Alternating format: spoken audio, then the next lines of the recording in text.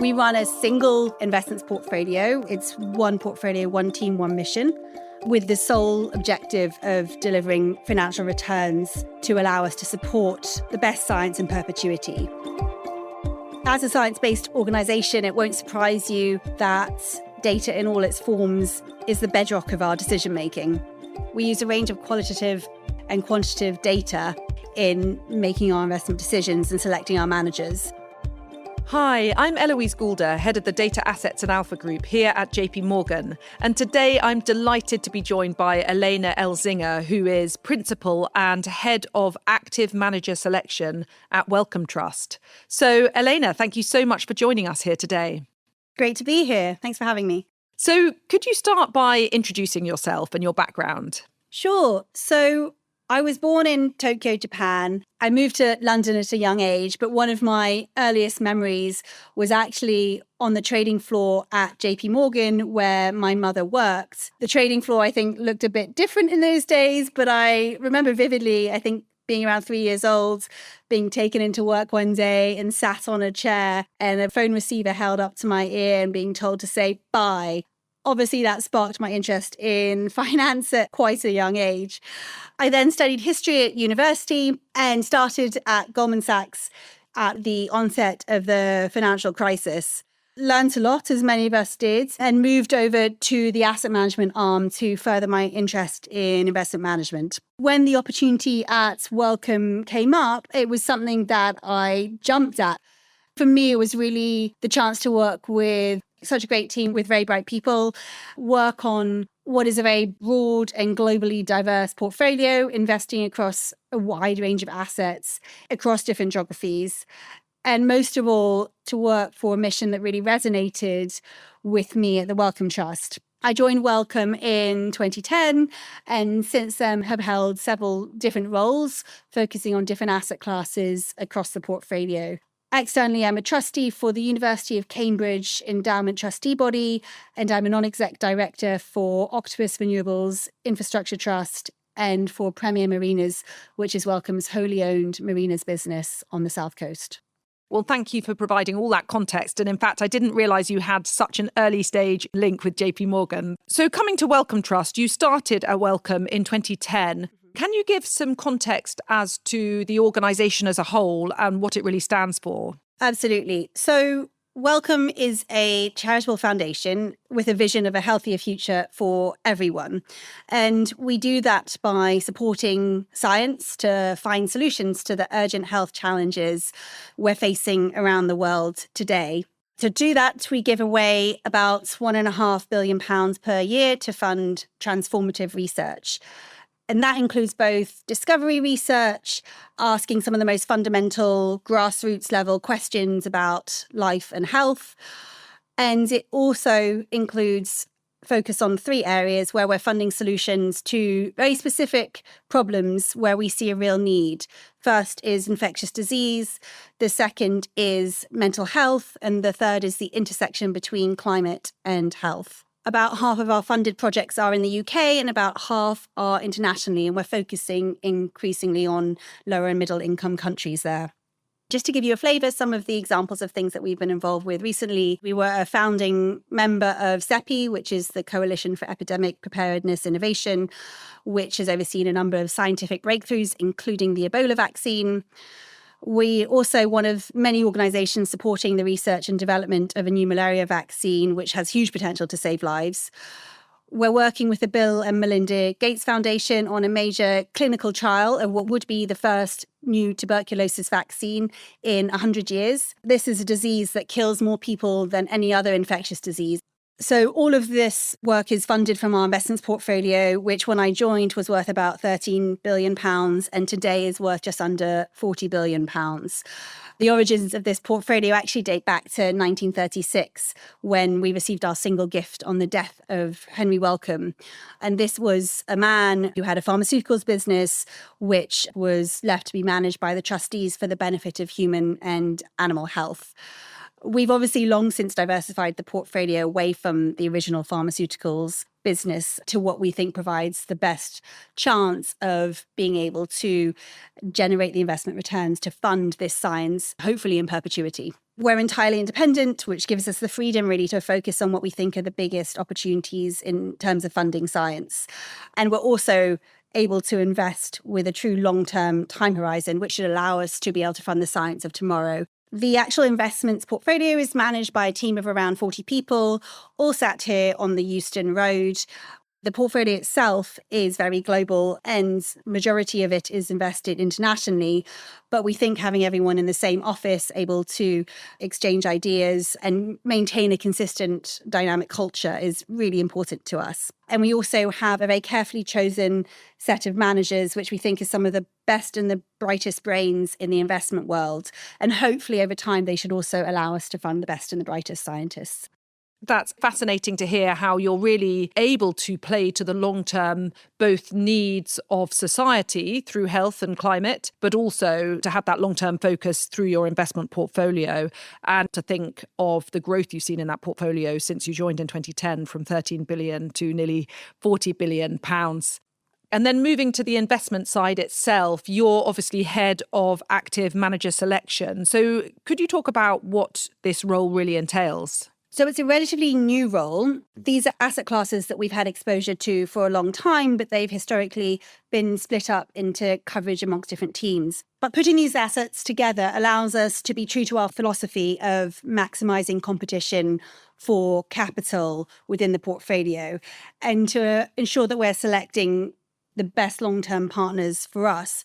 And by that, we mean the ones that are most likely to deliver the best risk-adjusted performance over the long term and exceed our target of 4% real. So, of course, there's a wide range of different strategies by which managers can deliver returns in active markets. At one end of the spectrum, it could be a small boutique long-only emerging markets manager. On the other hand, we can choose to invest instead in a global multi-PM hedge fund with a shorter term investment time horizon, but the capability to invest in its people and its data to a very high level. So we should be able to step back and consider which of those models we think is going to deliver the best long-term returns for us to achieve our objectives. And to think about organizational durability, as well as to really dig into the manager's investment processes and how we think this feeds through to repeatability of strong long-term absolute performance. So interesting to hear all of that context. The fact that you're spanning investment managers from the long onlys in emerging markets to the multi-PM hedge funds with a much shorter time horizon. And I'm glad you brought up data technology because that's an area I'd love to dive into. This idea that with a much shorter average investment horizon from those sorts of hedge funds, they might be tapping into sources of technology and data that you could not otherwise tap into. And there could be a source of competitive advantage there. Absolutely. I mean, there's so many different ways to generate returns and to generate alpha. And we want to make sure that we have a range of those that we think are best suited to our objectives and that we're really backing the managers, playing the best tailwinds, but then giving themselves the best chance of generating that alpha in a repeatable way. So how do you go about constructing your portfolio and how do you think about the relative allocation between each asset?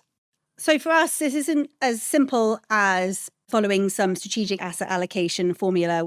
Instead, we believe that we're going to deliver the best returns by maximizing competition for capital on a bottom-up basis. And the hope is that that should allow us to lean into areas when others are moving in the other direction. We run a single investments portfolio. It's one portfolio, one team, one mission, with the sole objective of delivering financial returns to allow us to support the best science in perpetuity. So we exist to fund the mission in the investments team, not to be the mission. And the portfolio as a whole is constructed to maximize the probability of attaining a level of return that at least preserves the long-term real value of our assets and hopefully does better than 4% real. Different parts of the portfolio will inevitably play different roles, but as a long-term investor, our natural home is in equities. So we are equities heavy. Public and private equity combined make up about 3/4 of our portfolio. And on the flip side, we have minimal exposure to fixed income. Another important point to make that can differentiate us from some peers is how we think about risk. We define risk as risk of permanent loss of capital. We don't use volatility as a measure of risk. For us, volatility can be an opportunity rather than a risk. And it comes back to my bugbear with Sharpe ratio and this idea that vol on the downside should be equally weighted to vol on the upside, because, of course, vol on the upside is perfectly fine. In fact, a very good thing. And vol on the downside even can present us with a great opportunity to rotate some of our cash, for example, into equities or partners that we've been watching for a long time. Yeah, so interesting. So you touched on data and technology in the investment process earlier. We're obviously going through such a rapid pace of change in technological advancement, compute power, data availability. Elaina, how are you using these advancements and factoring these advancements into your asset manager selection? So as a science-based organisation, it won't surprise you that data in all its forms is the bedrock of our decision-making.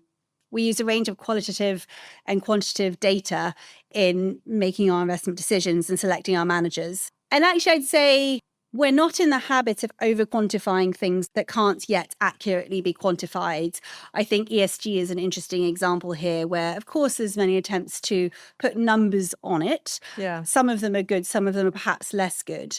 So for us, ESG, or license to operate, as we call it, is about a materiality-driven approach and taking on board a range of qualitative factors. So we're not in the habit of over-quantifying data where it's not useful, where the data isn't yet up to speed. I would think of using data on two levels. Firstly, how we assess our partners in their use of data and AI. And then secondly, how we are using this internally.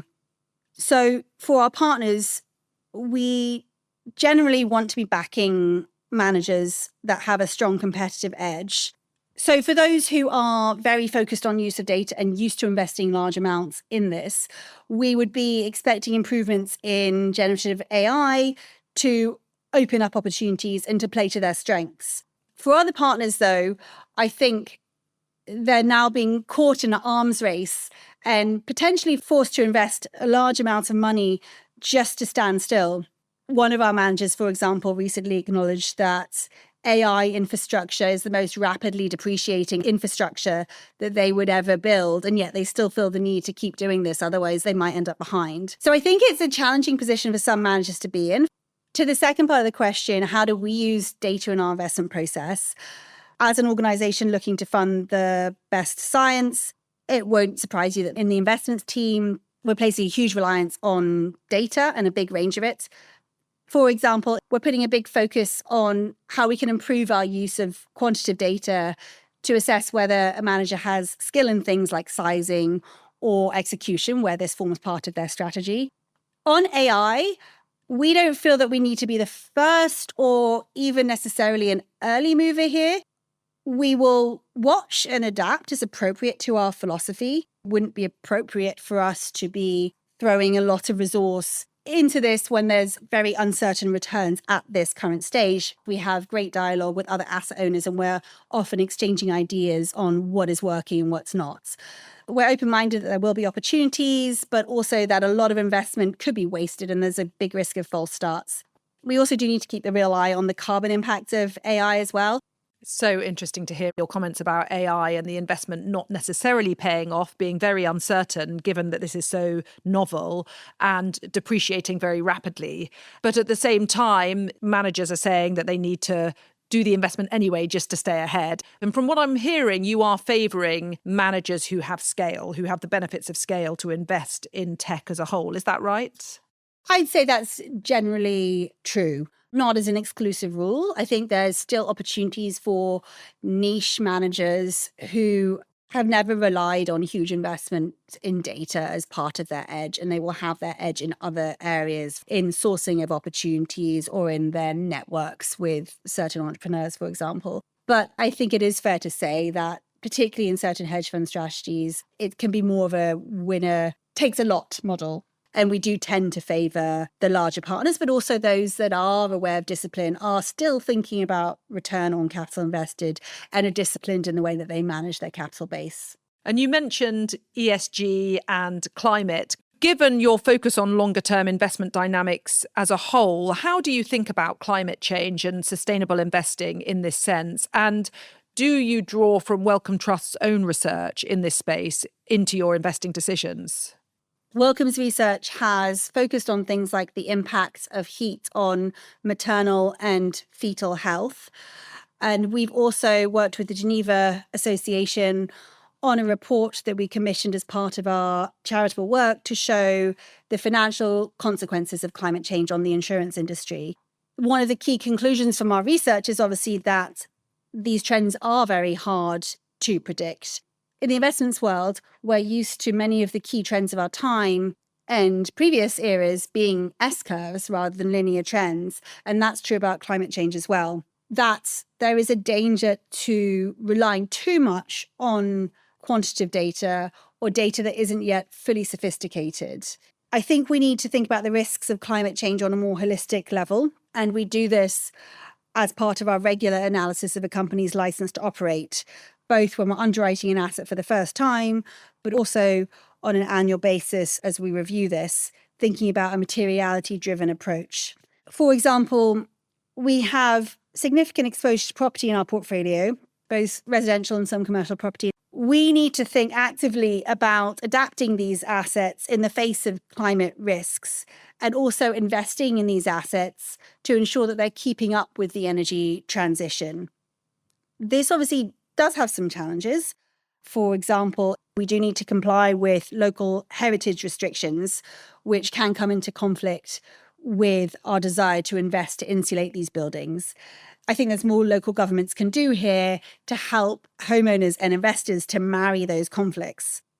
Unlike some other asset owners, we don't have a dedicated climate solutions bucket, which wouldn't be in keeping with our philosophy of having an unsiloed portfolio that maximizes competition for capital. But I am convinced that given the long-term trends underpinning the energy transition, there will be new business models and investment opportunities that arise, given the scale of capital involved and required here, given the tremendous generational importance of the energy transition. There are some challenges in the fact that this is inherently a highly capital-intensive area, and some of the investment, for example, in renewables and in the grid is by nature of a lower risk return profile than Wellcome's cost of capital.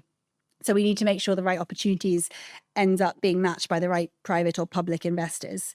Across our portfolio, we aim to be net zero by 2050 at the latest. We don't take the approach of just excluding the more carbon intensive sectors to get there. Instead, we need to be engaging with our underlying assets and their managers to encourage them to adopt a science-based target and push them on their transition plan. Can you provide further context there? So sometimes I think people get overly caught up in specific numbers and data rather than standing back and thinking, what is the actual purpose of this company or manager? What are they trying to achieve? So, for example, one of our larger public equity holdings is a large European industrial gas company. They also have one of the largest carbon footprints in our portfolio based on their scope 1 and 2 emissions. But actually, when you step back and think about what they're trying to achieve through their work and how they're generating their cash flows is by helping customers reduce their carbon footprint through carbon capture projects and ultimately through the supply of clean hydrogen. It is important to us that they, for example, have a science-based net zero target and that they're making good progress towards reducing their absolute emissions. It's the same thing for the steel sector and the cement sector, where some investors might just exclude them because the carbon footprint looks very high. But actually, if that company and the management team are really engaged with the long-term energy transition and reducing the carbon impact of its products and the way they manufacture them, I don't think that's something that investors should be excluding from their portfolio. It's really fascinating to hear about the trade-offs that you sometimes face between, let's say, the absolute climate impact of a given company versus the rate of change. And also to hear your points about these rates of change not being linear. That climate change certainly isn't linear, and the pace of technological change right now certainly isn't linear either. And the fact that traditional, more linear quant models aren't necessarily going to be good enough at forecasting the future. Well, final question for you, Elaina. From this incredibly broad lens, where do you see the greatest asset growth potential on, say, a 5 or a 10-year view? So I'll just dust off my crystal ball, but trying to answer at a portfolio level, I'm generally bullish on business models that have a positive flywheel effect and defensive moats, whether that is a leading venture capitalist, whether that is a multi-PM hedge fund that has the scale to really invest in its people, in its infrastructure and its data, but which also has crucially sufficient discipline over the capital that it manages and is willing to constrain capacity. But it could also be a mega cap company that have high barriers to entry. We like things with good network effects, with good capital discipline, with high R&D and good returns on R&D. Whilst incumbents who are doing this effectively today will inevitably have an advantage and might be hard to beat, those names won't necessarily be the same ones in 10 years' time. So we need to be open-minded and continually scanning the landscape to see who is nipping at the heels of those well-entrenched incumbents and who is inventing or coming up with new business models and new data edges to allow them to compete and eventually take ground. That makes so much sense. And as we all know, when these companies do have high barriers to entry, high moats, they often trade on premium multiples because of that high growth. But when they lose it, that multiple can considerably derate. So you sort of lose on both the earnings and the multiple. So it makes total sense to me that you really have to be on the lookout for where certain companies might lose that edge and others might gain it. Absolutely. And sometimes that is a genuine loss and that moat has been breached. Sometimes it can be a short-term hiccup and actually that presents a great opportunity for us as a long-term investor. Well, Elaina, thank you so much for giving us all of this time and these insights on your business model. I really think what your organisation is doing, both in terms of the impact and also the investment, the longer-term focus, is truly inspiring. So thank you for taking the time to talk us through this today. My pleasure. And thanks so much for having me. I've really enjoyed the conversation. Thanks also to our listeners for tuning in to this bi-weekly podcast series from our group. If you'd like to hear more about Elaina's work and Wellcome Trust, then please do have a look at the links in the show notes. Otherwise, if you've got questions or if you'd like to get in touch, then please do go to our team's website at jpmorgan.com/market-data-intelligence, where you can always reach out via the Contact Us form. And with that, we'll close. Thank you. Thanks for listening to Market Matters. If you've enjoyed this conversation, we hope you'll review, rate, and subscribe to JP Morgan's Making Sense to stay on top of the latest industry news and trends. Available on Apple Podcasts, Spotify, Google Podcasts, and YouTube.